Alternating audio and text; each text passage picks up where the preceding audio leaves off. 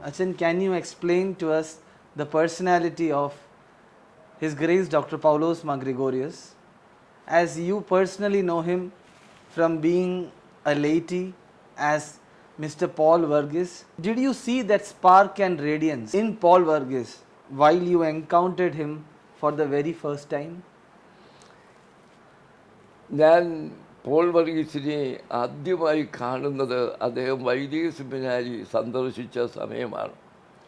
അന്ന് വൈദിക സെമിനാരി MD-യിൽ ആണ് നടക്കുന്നത്. ഏരിയ കത്തീഡ്രൽ എന്നുള്ളത് അന്ന് ഏരിയ ചാപ്പൽ എന്നറിയിക്കപ്പെട്ടിരുന്നത്. അത് കിഴക്ക് വശത്തുള്ള 2 ചെറിയ കെട്ടിടങ്ങളിലും ഒരു ഓല ഷെഡിലുമായിട്ടാണ് അന്ന് സെമിനാരി നടത്തിയിരുന്നത്. അത് കഴിഞ്ഞ് 1960-ലാണ് പഴയ സെമിനാരിയിലോട്ട് മാറ്റി അത് റിന്യൂ ചെയ്ത് പുതിയ കെട്ടിടങ്ങളൊക്കെ പണിത് അങ്ങോട്ട് മാറിയത്. അപ്പോൾ ആദ്യമായി ഞാൻ അദ്ദേഹത്തെ കാണുന്നത് അദ്ദേഹം വൈദിക സെമിനാരി പ്രിൻസിപ്പൽ ആയിരിക്കുന്ന വട്ടക്കുന്നേലെ തിരുമേനി മെത്രാച്ചനാണ്. അദ്ദേഹത്തെ കാണാനായിട്ടാണ് വന്നത്. അപ്പോൾ ഞാൻ അന്ന് അധികം അധ്യാപകരില്ല, ഞങ്ങൾ 4 പേര് അന്ന് അധ്യാപകരായിട്ടുള്ളൂ. വട്ടക്കുന്നേലെ തിരുമേനി, അതുപോലെ തന്നെ തെയോഫിലിസ് റമ്പാച്ചനായി മെത്രാനായി തീർന്ന ഫിലിപ്പോസ് അച്ഛൻ, father K Philipose, KM Alexander അച്ഛൻ മരിച്ചുപോയി, മാവേലിക്കരക്കാരനായിരുന്നു. പിന്നെ എന്നെ യോഹന്നാൻ മൽപ്പാലച്ഛൻ, പിന്നീട് യോഹന്നാൻ സേവറിയസ്, ഞങ്ങൾ 4 പേരെ അന്ന് അധ്യാപകരായിട്ടുള്ളൂ സെമിനാരിയിൽ. വിദ്യാർത്ഥികൾ ഒരു 25 അതിൽ കൂടുതലില്ല, 4 ക്ലാസ്സിലും കൂടെ. അപ്പോൾ ഇദ്ദേഹം സെമിനാരിയിൽ വന്നപ്പോൾ ഞാൻ മെത്രാച്ചൻ്റെ അടുക്കലുണ്ടായിരുന്നു. ഏതോ കാര്യം പറയാൻ വന്നപ്പോഴാണ് ഇദ്ദേഹത്തെയും കണ്ടത്. എന്നെ തിരുമേനി പറഞ്ഞു, ഇതിവിടെ പഠിപ്പിക്കുന്ന ആളാണ്. ഞാനന്ന് കൊച്ചച്ഛനാണ്, അധികം മീശയൊന്നുമില്ല.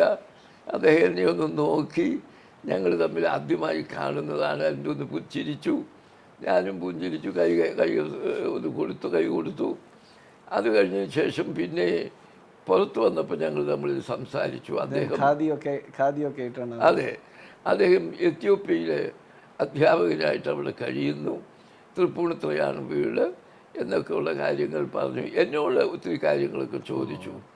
എന്താ ഇവിടെ പഠിപ്പിക്കുന്നത്, എങ്ങനെയാണ് പഠിപ്പിക്കുന്നതിൻ്റെ കാര്യങ്ങളൊക്കെ സന്തോഷമാണോ, എങ്ങനെ ഇവിടെ സെമിനാരിയിൽ വന്നു എന്നുള്ളത് ചോദിച്ചു. ഞാൻ കാരണം കൊച്ചച്ഛനായിരിക്കുമ്പോൾ തന്നെ സെമിനാരിയിൽ എങ്ങനെ അധ്യാപകനായി വന്നു എന്നുള്ളത് ജിജ്ഞാസ ഉളവാക്കുന്നതാണ്. അതിന് പ്രത്യേകിച്ച് ഒരു കാര്യമേ പറയാനുള്ളൂ. എൻ്റെ ഉയർച്ചയിലും വളർച്ചയിലും എല്ലാം കുറിച്ചിയിലെ ബാവ വലിയൊരു പങ്ക് വഹിച്ചിട്ടുണ്ട്. എന്നെ ഷമ്മാശനാക്കിയത്, അച്ഛനാക്കിയത്, സെമിനാരിയിൽ നിയമിച്ചതും അദ്ദേഹമാണ്.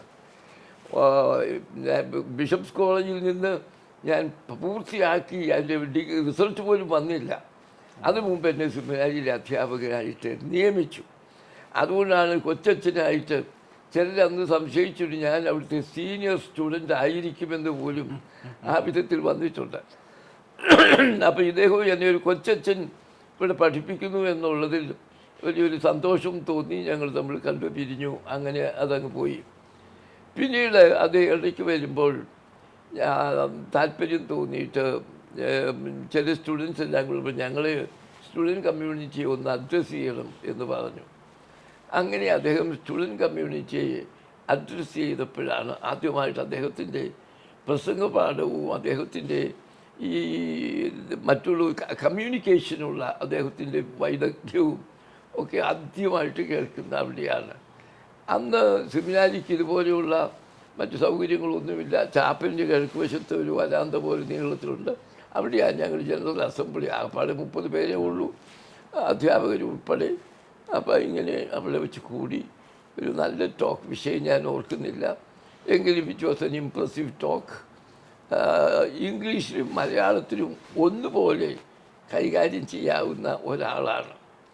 ഞാൻ ഇടയ്ക്ക് പറയുന്നു, അദ്ദേഹത്തിന് 10 ഭാഷകൾ അറിയാമായിരുന്നു. അത്രയും ഭാഷാ നിപുണനായ ഒരാൾ നമ്മുടെ സഭയിൽ വേറെ ഉണ്ടായിട്ടില്ല. അത്രമാത്രം ഭാഷാ നിപുണനായിരുന്നു. മലയാളമാണെങ്കിൽ സുന്ദരമായ ഭാഷ, ഇംഗ്ലീഷ് പിന്നെ പറയേണ്ട കാര്യമില്ല, നല്ല ശൈലിയിൽ പറയാനുള്ള കഴിവ് അദ്ദേഹത്തിന് ഉണ്ട്.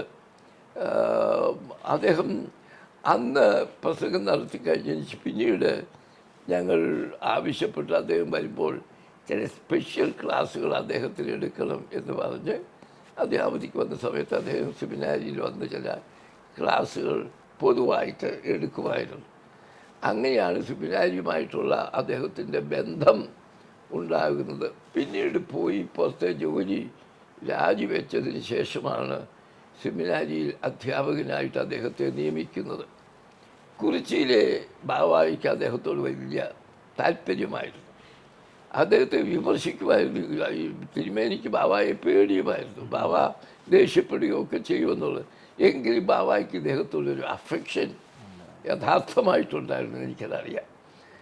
കഴിവുള്ള അദ്ദേഹത്തിൻ്റെ ജീനിയസ്, അദ്ദേഹത്തിൻ്റെ യുണീക്കായിട്ടുള്ള ആ സ്വഭാവ വൈശിഷ്ട്യവും ആ നൈപുണ്യവും തിരുമേനി തിരിച്ചറിഞ്ഞിട്ടുണ്ടായിരുന്നു. അപ്പോൾ തിരുമേനി സെമിനാരിയിൽ അദ്ദേഹത്തെ നിയമിച്ചു. അത് ഒട്ടക്കുന്നിലെ തിരുമേനിക്കും താല്പര്യമായിരുന്നു. ആയിട്ട് ഇവിടെ വന്ന് ഞങ്ങളെ പഠിപ്പിക്കാൻ തുടങ്ങി. അത് കഴിഞ്ഞ് അച്ചമ്മാച്ചലായത്. അച്ചമ്മാച്ചലായപ്പോൾ ഞാനന്ന് പാട്ടക്കുടയിലുണ്ടായിരുന്ന ആളാണ്. പഴയ സെമിനാരി വെച്ചായിരുന്നു. ഞാൻ അന്ന് തൃപ്പൂണിത്തുറ അവരുടെ പള്ളിയാണല്ലോ, അവിടെ വെച്ച് നോക്കുകയില്ലല്ലോ. പഴയ സെമിനാരി അച്ഛനായപ്പോഴും ഞാൻ ഉണ്ടായിരുന്നു. അത് പരുമല മെത്താനായപ്പോഴും ഞാനുണ്ടായിരുന്നു. അങ്ങനെ മറ്റാർക്കും പറയാനൊക്കെയില്ല. അച്ഛനായപ്പോഴും മെത്താനായപ്പോഴും ആ അഭിഷേക കർമ്മത്തിൽ എനിക്ക് പങ്കുവഹിക്കാൻ, അതിൽ സംബന്ധിക്കുവാൻ സാധിച്ചു എന്നുള്ളത് ഞാൻ സന്തോഷത്തോടെ ഓർക്കുന്നു. അത് കഴിഞ്ഞ് അദ്ദേഹം സെമിനാരിയിൽ അധ്യാപകനായി വന്ന് MD-യിലാണ്. ഞാനിവിടെ താമസിക്കുന്നു. അത് നേരെ കിഴക്ക് വശത്തൊരു മുറിയുണ്ട്. ആ മുറിയിലാണ് അദ്ദേഹം താമസിച്ചിരുന്നത്. അപ്പോൾ അന്ന് നമ്മളെ ഇന്നത്തെ സൗകര്യം പോലെ MD-യിൽ ടോയ്ലറ്റൊന്നും ഇല്ല. കോമൺ പെട്ടിയൊക്കെ വെച്ചിരിക്കുന്നതാണ്. ഒരു കുളത്തുണ്ട്, കുളക്കര പോയിരുന്ന് കോരി കുടിക്കുകയാണ് എല്ലാവരും. പിന്നെ പോയി ഒരു മുറയുണ്ട്, അതിനകത്ത് ഇന്ന് തോർത്തി എടുക്കുകയൊക്കെ. അങ്ങനെയായിരുന്നു MD-യിൽ അതേ ഉണ്ടായിരുന്നുള്ളൂ സൗകര്യം. പഴയ സെമിനാരി വന്നപ്പോഴാണ് മറ്റ് ടോയ്ലറ്റ് സൗകര്യങ്ങളൊക്കെ ഉണ്ടായിരുന്നത്. പക്ഷേ ഞങ്ങൾ ഒരുമിച്ചാണ് ഈ കുളിക്കാനുമൊക്കെ രാവിലെ പോകുന്നത്. ഇദ്ദേഹത്തിൻ്റെ ആ ഒരു ക്ലാസ്സിനെ പറ്റി ഞാനത് ഇപ്പോൾ ഞാൻ പറയുകയാണ്. അദ്ദേഹത്തിൻ്റെ സവിശേഷത ആ ക്ലാസ്സിൻ്റെ ഒരു പ്രത്യേകതയാണ്. നല്ല സുന്ദരമായ ഭാഷ, അത് ഇംഗ്ലീഷിലായി എടുക്കുന്നത് മുഴുവനും. അത് സോ സിമ്പിൾ, ഹാർഡ് വേർഡ്സ് ഒന്നും ഉപയോഗിക്കില്ല. അതിൻ്റെ ഒരു അനാലിറ്റിക്കൽ അപ്രോച്ചാണ്. ഏത് വിഷയമെടുത്താലും 1, 2, 3 എന്നുള്ളൊരു മട്ടിൽ അതിനെപ്പറ്റി അപ്രോച്ച് വിശദീകരിക്കുമ്പോൾ സ്റ്റുഡൻസിനൊക്കെ നല്ല സന്തോഷമാണ്. പിന്നെ അങ്ങനെ വലിയ ദേഷ്യവും അരിശവും ഒന്നുമില്ല. അതിൻ്റെ നല്ല പുഞ്ചിരിക്കുന്ന മുഖത്തോടു കൂടി ക്ലാസ്സുകൾ എടുക്കും. അത് പിന്നെ സെമിനാരിയിൽ അദ്ദേഹം വന്ന് അദ്ദേഹത്തെ പ്രിൻസിപ്പലൊക്കെ ആക്കിയല്ലോ. ആ പ്രിൻസിപ്പലാക്കിയപ്പോൾ അദ്ദേഹം പല കാര്യങ്ങൾ അവിടെ ഇൻട്രൊഡ്യൂസ് ചെയ്തു, അതിന് മുമ്പില്ലാതിരുന്നത്. അദ്ദേഹത്തിന് തോന്നി നമ്മുടെ സഭയുടെ അൽമായക്കാർക്ക് ഒരു പ്രത്യേകമായിരിക്കുന്ന വേദി ഉണ്ടാവണം, അവരുടെ ആശയങ്ങൾ ആവിഷ്കരിക്കുവാനും അവർക്ക് വേണ്ട പ്രബോധനം നൽകുവാനും ഒക്കെ ആയിട്ട്. അങ്ങനെയാണ് സെമിനാരിയിലെ അറിയാമല്ലോ ദിവ്യബോധനം ഉണ്ടായതും. അതുപോലെ ആ കെട്ടിടം കിഴക്കുവശത്തുള്ള ആ തിരുമേനിയുടെ പ്രത്യേക ദർശനത്തിൽ ഉണ്ടായതാണ്. ആ ദിവ്യബോധനത്തിൽ ഞാൻ ആദ്യം മുതൽ അതിൻ്റെ ഡയറക്ടറാണ്. ഞങ്ങൾ ഒരുമിച്ച് തിരുമേനി വല്ലപ്പോഴും ഒക്കെ ഉണ്ടാവുള്ളൂ. കാരണം ലോകം മുഴുവനും ഊടാടി സഞ്ചരിക്കുന്ന ആളാണ്. അത് എന്നെ ഏൽപ്പിച്ചിരിക്കുമായിരുന്നു. ഞാനന്ന് വൈസ് പ്രിൻസിപ്പലാണ്, തിരുമേനി പ്രിൻസിപ്പലാണെങ്കിലും എന്നെ ആ ചുമതലയെല്ലാം ഏൽപ്പിച്ചു. അത് എന്നിലുള്ള വിശ്വാസമാണ്. ഞാനതുപോലെ എല്ലാം തിരുമേനി വരുമ്പോൾ ചെയ്തതൊക്കെ അറിയിക്കും. അങ്ങനെയുള്ള ഒരു നല്ല ബന്ധം ഞങ്ങൾ തമ്മിൽ ഉണ്ടായിരുന്നു. ഒരിക്കൽ പോലും ഒരു മുഖം കറുത്ത് പറയുവാനിടയായിട്ടില്ല. അതിൽ എനിക്ക് വലിയ അഭിമാനമുണ്ട്. അദ്ദേഹം ഇച്ചിരി ദേഷ്യക്കാരനൊക്കെയാണ്. അത് പലർക്കും അനുഭവപ്പെട്ടിട്ടുമുണ്ട്. ഞങ്ങൾ തമ്മിൽ ഒരിക്കലും ഒരു അഭിപ്രായ ഭിന്നത ഉണ്ടായിട്ടില്ല. ഞാൻ അതുപോലെ അഡ്ജസ്റ്റ് ചെയ്ത് നിൽക്കുമായിരുന്നു. അപ്പോൾ അദ്ദേഹം ഇങ്ങനെ പുറത്തൊക്കെ പോകുന്നതുകൊണ്ട് ക്ലാസ്സിൻ്റെയും അതുപോലെ തന്നെ ഫിനാൻസ്, അന്ന് സെമിനാരിക്ക് സാമ്പത്തികമായി വളരെ പ്രയാസമുള്ള ഒരു കാലമാണ്. അന്നാണ് ഈ ഞായറാഴ്ച പള്ളികളിൽ ഒരു ഞായറാഴ്ചത്തെ കാണിക്ക എടുക്കുകയും സെമിനാരി ദിനം ആചരിക്കുന്നതിൻ്റെ ഒരു അവസ്ഥയൊക്കെ ഉണ്ടായത് ആ കാലത്താണ്.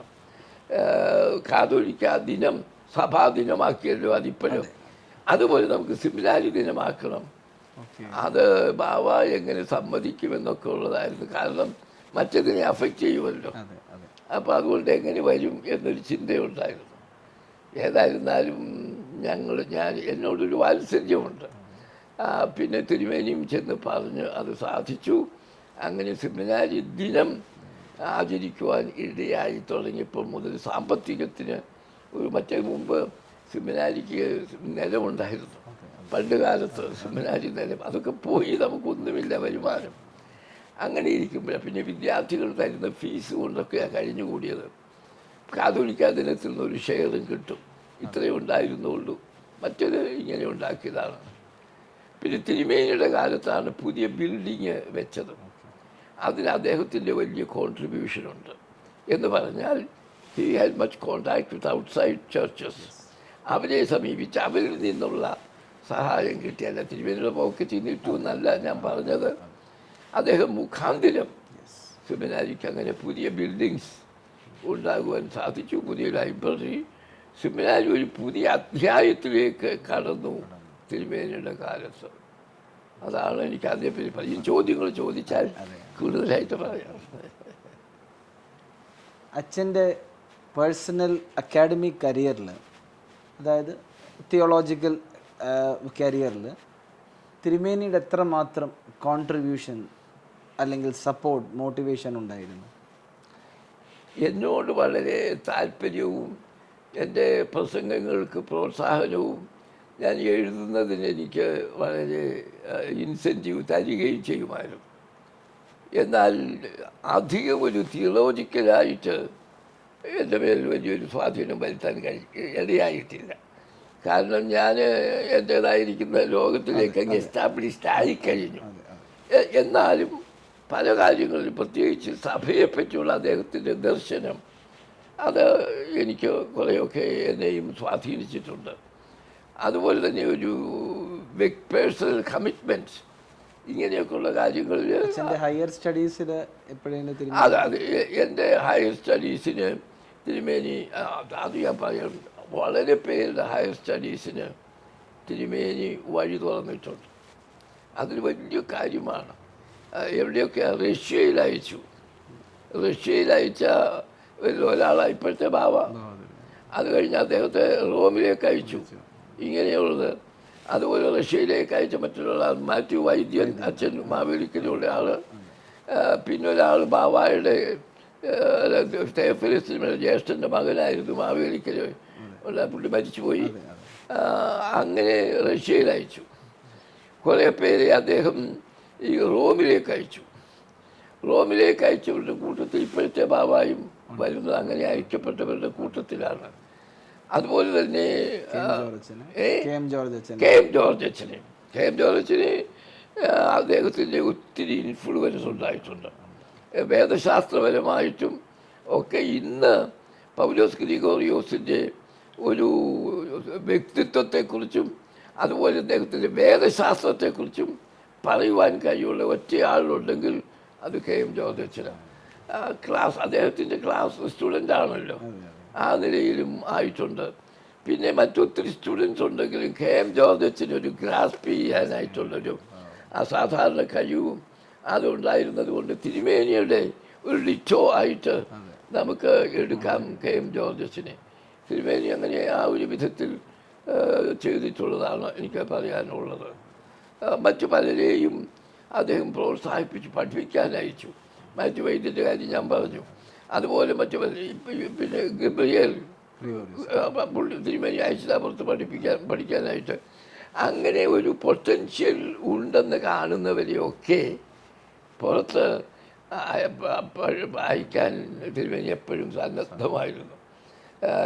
എനിക്കും യെരുശലേമിൽ പോയി ഒരു വർഷം എക്യുമെനിക്കൽ ഇൻസ്റ്റിറ്റ്യൂട്ടിൽ റിസർച്ച് ചെയ്യാനൊക്കെ ഒത്തത് തിരുമേനിയുടെ സഹായമാണ്.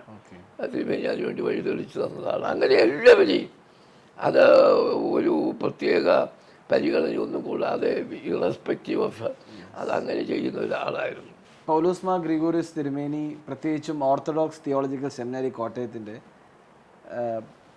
ടീച്ചറായിട്ടും പ്രിൻസിപ്പളായിട്ടും ഇത്രമാത്രം ശോഭിച്ചത് എൻ്റെ ഒരു പേഴ്സണൽ അണ്ടർസ്റ്റാൻഡിങ്ങിൽ അദ്ദേഹത്തിന് ലഭിച്ച ഒരു ടീമാണ്, നല്ല ഒരു ഫാക്കൽറ്റി ടീമാണ്.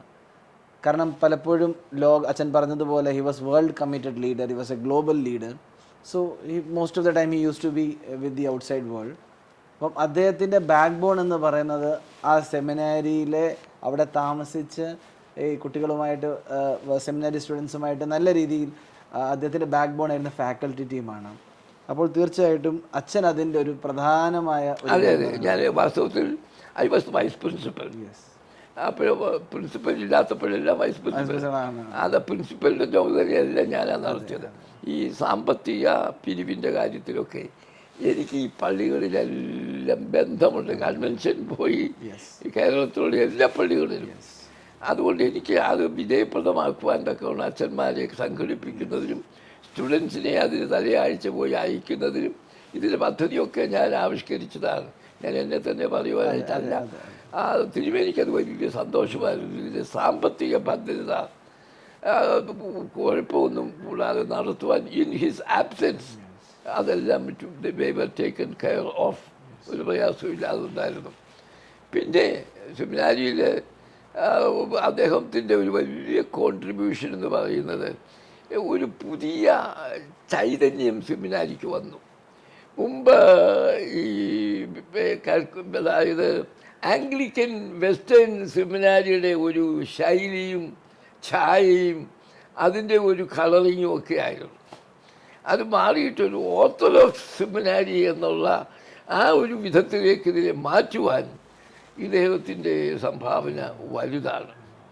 അത് അദ്ദേഹത്തിൻ്റെ അത് മാത്രമാണെന്ന് ഞാൻ പറയും. അദ്ദേഹത്തിൻ്റെ വേദശാസ്ത്രത്തിൻ്റെ ഒരു അവതരണമായിരുന്നാലും അതുപോലെ മറ്റു വിധത്തിൽ മറ്റ് ഈ ഈസ്റ്റേൺ ഓർത്തഡോക്സ് ചർച്ചസുമായിട്ടുള്ള ബന്ധങ്ങൾ അവരിൽ നിന്നുള്ള ആളുകളെ ഇങ്ങോട്ട് ക്ഷണിക്കുകയും ബന്ധവും പുലർത്തുന്നതുമൊക്കെ ആയിട്ട് അങ്ങനെ നമ്മൾ സെമിനാരിയെ ഒരു വെസ്റ്റേൺ ടൈപ്പിൻ്റെ ഒരു സെമിനാരിയിൽ നിന്ന് മാറി ഒരു ഈസ്റ്റേൺ തിയോളജിക്കൽ സെമിനാരി ആക്കുന്നതിന് തിരുമേനിയുടെ പങ്ക് വളരെ വലുതാണ്. എനിക്ക് അദ്ദേഹത്തെപ്പറ്റി പറയാനുള്ള ഒരു പ്രധാനപ്പെട്ട കാര്യം അദ്ദേഹത്തിൻ്റെ വേദപുസ്തകത്തിൻ്റെ വ്യാഖ്യാനമാണ്. ഇതുപോലെ വ്യാഖ്യാനം നടത്തുന്ന ഒരാളുടെ ഞാൻ കണ്ടിട്ടില്ല. അദ്ദേഹം Bible study 2 World Council of ചർച്ചസിൻ്റെ അസംബ്ലിയിലും ബൈബിൾ സ്റ്റഡി അദ്ദേഹമാണ് എടുത്തത്, അറിയാമോ? ആ ബൈബിൾ സ്റ്റഡിയിൽ വേറെ ഒരാൾ കൂടെ ഉണ്ടായിരുന്നു അന്ന് ബൈബിൾ സ്റ്റഡി എടുക്കാനായിട്ട്. ആ സ്റ്റഡിയിലിരുന്നവരും കൂടി തിരുമേനിയുടെ സ്റ്റഡിയിലേക്ക് വന്നു. അത്രമാത്രം പോപ്പുലറായിരുന്നു അദ്ദേഹത്തിൻ്റെ ബൈബിൾ സ്റ്റഡി. എന്നാൽ ആ ബൈബിൾ സ്റ്റഡി നടത്തിയത് കഴിഞ്ഞപ്പോൾ ഇവിടെ എല്ലാം അത് പ്രസിദ്ധമായി ഡൽഹിയിൽ നടത്തിയത്. ഇവിടെ വന്നപ്പോൾ ഞങ്ങൾ ചോദിച്ചു അതിന് നോട്ട്സൊക്കെ തരാമൊക്കെ ഞങ്ങൾക്ക് കൊടുക്കും. അപ്പം ഞാനാ പോയി ചോദിച്ചത്. അപ്പം ചില നോട്ട്സൊന്നുമില്ല, ഞാൻ ചില പോയിൻറ്റ്സൊക്കെ കുറിക്കും. സത്യം അദ്ദേഹത്തിൻ്റെ പ്രസംഗങ്ങളൊക്കെ നോക്കിയാൽ അങ്ങനെ നോട്ട്സൊന്നുമില്ല. എൻ്റെ പ്രസംഗങ്ങളാണ് ഞാൻ മുഴുവൻ എഴുതും. അത് വോളിയംസ് ബുക്സ് ഒരു ഷെൽഫ് മുഴുവൻ നിറഞ്ഞിരിപ്പുണ്ട്. അദ്ദേഹത്തിന് അത് വേണ്ട, ഒരു പോയിൻറ്റ്സ് മാത്രം ഒന്ന് കുറിക്കും. അത് നോക്കിക്കഴിഞ്ഞാൽ പിന്നെ അങ്ങനെ അങ്ങ് ഒഴുകുകയാണ്. അത് പുസ്തകം ഇതുപോലെ വ്യാഖ്യാനിക്കാൻ കഴിയുന്ന ഒരാളിനെ ഞാൻ കണ്ടിട്ടില്ല. അതിത്രയും ഹൃദ്യമായിട്ടും അർത്ഥപൂർണമായിട്ടും ജീവിതത്തിനോടുള്ള പ്രസക്തമായിട്ടും പറയുവാനുള്ള കഴിവ് അസാധ്യമാണ്. ഞങ്ങൾക്ക് മറ്റ് ഒരിടത്തും ഇല്ലാതിരുന്ന പോലെ ഒന്നായിരുന്നു. എല്ലാ വെള്ളിയാഴ്ചയും രാവിലെ അസംബ്ലിയുണ്ട് സെമിനാരിയിൽ. ആ അസംബ്ലിയിലും പൊതുവെയുള്ള കാര്യങ്ങളൊക്കെയാണ് പറയുന്നത്, എങ്ങനെയൊക്കെയാണ്. പക്ഷേ അത് ഇപ്പോഴങ്ങനെയൊക്കെയാണ് പറയുന്നത്, മുമ്പും അങ്ങനെയാണ്. ഇദ്ദേഹത്തിൻ്റെ കാലത്ത് വന്നപ്പോൾ നല്ലൊരു ബൈബിൾ സ്റ്റഡിയാണ്. ആ 1 മണിക്കൂർ സമയം രാവിലെ കാപ്പി കുടി കഴിഞ്ഞ് വെച്ച് വന്നു. അവിടേക്കും കാപ്പി കുടിക്കാത്തൊരു ഉണ്ട്, വെള്ളിയാഴ്ച ആയതുകൊണ്ട് ഇദ്ദേഹത്തിൻ്റെ ഒരു ഫസ്റ്റ് പീരീഡിന് ബെല്ലടിക്കുന്നത് വരെയുള്ള 1 മണിക്കൂർ ഹൃദ്യമാണത്. അതെല്ലാം ഇങ്ങനെ മാറി മാറിയ വിഷയങ്ങൾ എടുത്തുകൊണ്ടേയിരിക്കും. ഞങ്ങൾക്ക് അധ്യാപകർക്ക് ഫാക്കൽറ്റി മീറ്റിംഗ് ക്രമമായിട്ടുണ്ട്. ആ മാസത്തിൽ ഒന്നെന്നുള്ളത് ക്രമമാണ്. അതിൻ്റെ ആദ്യത്തെ ഭാഗം ബൈബിൾ സ്റ്റഡിയാണ്, പിന്നെ ഉള്ളൂ ബിസിനസ്. അപ്പോൾ ഇത്രയും ബൈബിൾ സ്റ്റഡി നടത്തിയിട്ടുള്ള ഒരാളും നടത്തുന്ന ഒരു പരിപാടിയും നമ്മുടെ സെമിനാരിയിലല്ല മറ്റെങ്ങും ഉണ്ടായിരുന്നില്ല. അത് ഇദ്ദേഹത്തിൻ്റെ ഒരു വലിയ കഴിവ്. ഇപ്പം ഞാൻ ഇവിടെ ഇപ്പം ബൈബിൾ സ്റ്റഡി ഓൺലൈൻ എടുക്കുന്നുണ്ട്, എല്ലാ ചൊവ്വാഴ്ചയും ഉണ്ട്. ഇന്ന് രാവിലെ എടുത്തു, ഇനിയും വെള്ളിയാഴ്ചയുണ്ട്. അത് ഞാൻ എത്ര സമയം ഞാൻ പ്രിപ്പയർ ചെയ്ത് നോട്ടും എഴുതി ഒക്കെ പിടിച്ചൊക്കെയാണ് ചെയ്യുന്നത്. ഇദ്ദേഹത്തിന് അതൊന്നും വേണ്ട. എന്ന് വെച്ചാൽ ചുമ്മാ വായി തോന്നുന്ന പറയുന്നതല്ല, അത്രമാത്രം വേദപുസ്തകത്തിൻ്റെ ഉള്ളടക്കത്തെപ്പറ്റിയും അതിൻ്റെ സന്ദേശത്തെപ്പറ്റിയും നിശ്ചയമുള്ളത് കൊണ്ട് അതങ്ങോട്ടൊന്ന് തുറന്ന് നോക്കിക്കഴിഞ്ഞാൽ പിന്നെ സ്പോണ്ടേനിയസ് ആയിട്ട് ഇങ്ങനെ വരും. അതിൽ ഞാൻ പറയുന്നത് ഞാൻ കണ്ടിട്ടുള്ളതിൽ വെച്ച് പാശ്ചാത്യരെയും പൗരത്തെയും അവരെ ഇത്രയധികം വേദപുസ്തകം സാധാരണക്കാരുടെ ജീവിതത്തിലേക്ക് പകർത്തി പ്രസക്തി കൊടുക്കുവാൻ കഴിയുള്ള മറ്റൊരാളെയും ഞാൻ കണ്ടിട്ടില്ല. അതിലാണ് അദ്ദേഹത്തിൻ്റെ വലിയൊരു യുണീക്ക്. പിന്നെ വേദശാസ്ത്രമാണെങ്കിലും അദ്ദേഹത്തിന് അറിയാവുന്നത് പോലെ ഏതെല്ലാം ശാസ്ത്രം, പിന്നെ ഫിലോസഫി, ഹിന്ദു ഫിലോസഫി, അതുപോലെ മറ്റുള്ള എല്ലാം നല്ല നിശ്ചയമാണ്. അത് ഫിലോസഫിയെക്കുറിച്ച് എത്ര ക്ലാസ് വേണമെങ്കിലും എടുക്കുവാൻ അദ്ദേഹത്തിന് സാധിക്കും. He was A unique person. നമ്മുടെ സഭ കണ്ടിട്ടുള്ളതിൽ വെച്ച് അതുല്യ പ്രാഭവമുള്ള ഒരു ജ്ഞാനിയായിരുന്ന ഒരാളായിരുന്നു. നമ്മൾ കുറിച്ചിലെ ബാബായ്ക്ക് വലിയ ഇഷ്ടവുമായിരുന്നു കേട്ടോ. ബാബായി പോയി കാണുന്ന ഈ അച്ഛനായിരിക്കുമ്പോൾ പുള്ളിക്ക് വലിയ സന്തോഷമാണ്. കാരണം സന്തോഷത്തോടു കൂടി സ്വീകരിക്കും. ബാബ ഒത്തിരി ചോദ്യങ്ങളൊക്കെ ചോദിക്കും പുള്ളിയെ ടെസ്റ്റ് ചെയ്യാൻ വേണ്ടി. അത് ഇയാൾക്ക് എന്തോ അറിയാമെന്നൊക്കെ ചോദിക്കുന്ന മട്ടിലാണ്. പക്ഷേ അത് വലിയൊരു സംഗതിയായിരുന്നു ഈ ദിവസത്തിൽ. അച്ഛാ, പൗലോസ് മാർ ഗ്രിഗോറിയസ് തിരുമേനിക്ക് പല ഐഡിയോളജിക്കൽ ഡിഫറൻസസും പല വ്യക്തിത്വങ്ങളുമായിട്ട് ഉണ്ടായിട്ടുണ്ട്. അപ്പോൾ തീർച്ചയായിട്ടും അദ്ദേഹത്തിൻ്റെ ആ ഒരു കാഴ്ചപ്പാടും ചിന്താഗതികളുമായിട്ട് എതിർത്ത് നിൽക്കുന്നവരുമായിട്ട് ഒരു ഐഡിയോളജിക്കൽ ഡിഫറൻസ് അദ്ദേഹത്തിൻ്റെ പോയിൻറ്റ്സ് കൺവിക്ഷനിൽ ഉണ്ടായിട്ടുണ്ട്. പക്ഷെ അതൊരിക്കലും ഒരാളെ നശിപ്പിക്കുവാനോ പേഴ്സണൽ ലെവൽ എടുക്കുവാനോ സാധിച്ചിട്ടില്ല. അച്ഛൻ അതിൻ്റെ ചില ആശയങ്ങൾ. അത് അദ്ദേഹത്തിൻ്റെ ഒരു പൊസിഷൻ അൺകോംപ്രമൈസിങ് ആണ്. അതായത് തൻ്റെ ഒരു കൺവിക്ഷൻ അത് ഡൈല്യൂട്ട് ചെയ്യാൻ പുള്ളി സമ്മതിക്കില്ല. അവിടെയാണ് അതിനകത്തെ ഒരു പ്രധാനപ്പെട്ട ഡിഫറൻസ്. മറ്റുള്ളവരൊക്കെ അത് പറയുന്നൊക്കെ ഉണ്ടായിരിക്കാം, പക്ഷേ this is my conviction, I stand by it. ഒരു നോക്കണം,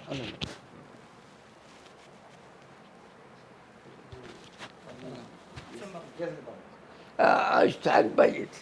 അങ്ങനെ ഉള്ളത് കൊണ്ട് അതിനോട് വിയോജിക്കുന്നവരുണ്ട്. പ്രത്യേകിച്ച് മാർത്തോമ സഭയിലെ പലർക്കും അദ്ദേഹത്തോട് വളരെ എതിർപ്പുണ്ടായിരുന്നു. അതൊന്നും അദ്ദേഹം കൂട്ടാക്കുകയുമില്ല. അതുകൊണ്ട് അദ്ദേഹത്തെ അവരുടെ മീറ്റിങ്ങുകൾക്കൊന്നും അധികം വിളിക്കാറുമില്ലായിരുന്നു. ഉള്ളതൊക്കെ പറയും പുള്ളിക്കാരൻ. അങ്ങനെയുണ്ട് ചിലരൊക്കെ ആണെങ്കിൽ പൊതിഞ്ഞു പുള്ളി ബ്ലണ്ടായിട്ടൊക്കെ പറയും.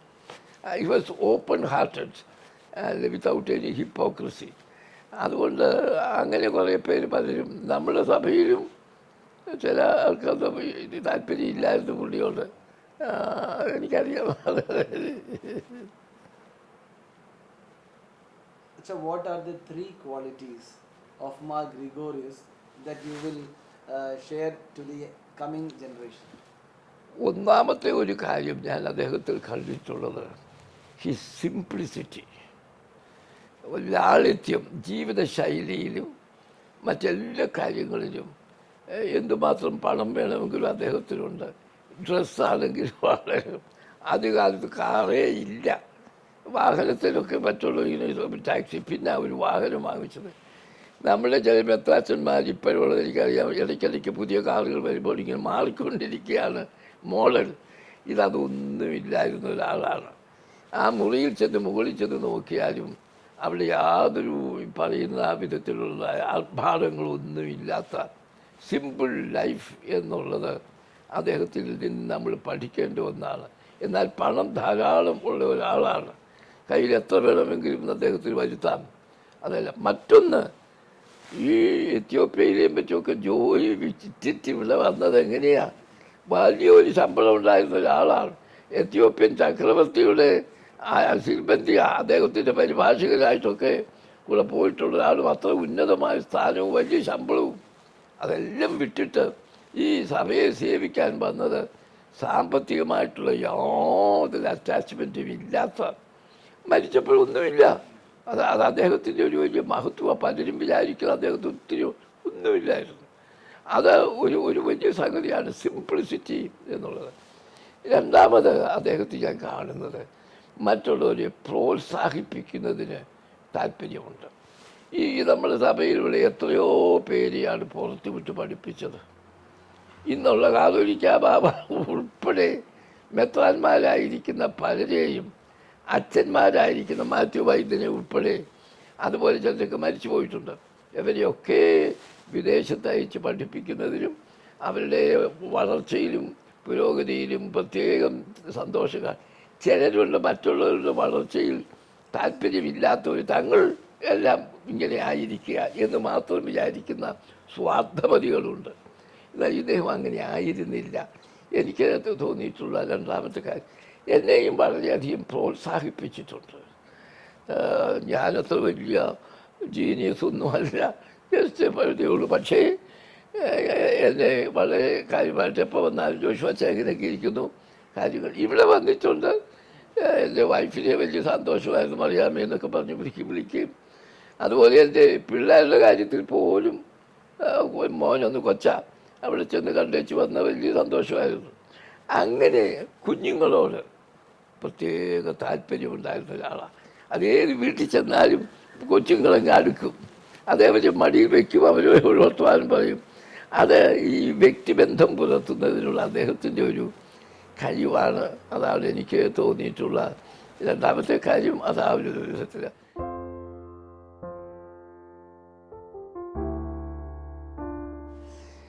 ഈ സംരംഭം ഒരു പ്രശംസാർഹമായ ഒരു ദൗത്യമെന്നാണ് എനിക്ക് തോന്നുന്നത്.